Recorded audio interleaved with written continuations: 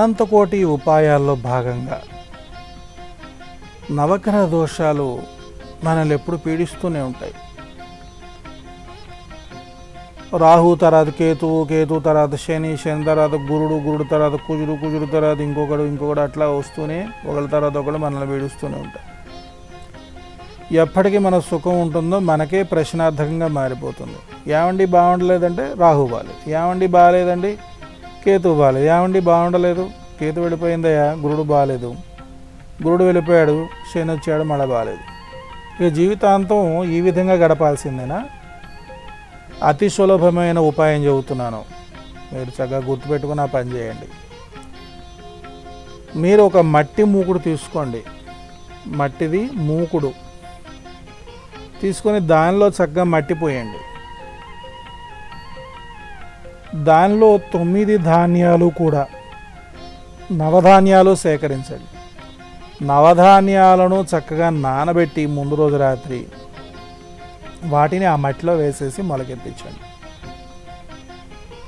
ఈ ప్రకారంగా మరి చేస్తూ కనుకున్నట్లయితే ఎంతటి భయంకరమైనటువంటి నవగ్రహ దోషాలైనా సరే శాంతిస్తాయి. ప్రతి నెల ఒకసారి చేసేసేయండి.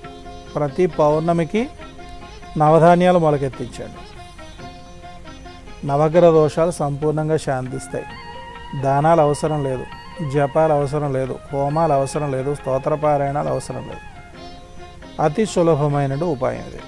చేత చక్కగా ఎన్నో అక్కర్లేదు, ఇన్ని నవధాన్యాలు చాలు, 4 నవధాన్యాలు చాలు, ఒక దోషుడి మట్టి చాలు, ఒక నల్ల ముగుడు చాలు, నవగ్రహ దోషాలు శాంతిస్తాయి. ఈ ప్రక్రియ చేయండి. త్రిదళం త్రిగుణాకారం త్రినేత్రం చ త్రియాయుధం త్రిజన్మ పాప సంహారం ఏకబిల్వం శివార్పణం ఏకబిల్వం శివార్పణం ఏకబిల్వం శివార్పణం. శ్రీమాతా కృపా కటాక్ష సిద్ధిరస్తు.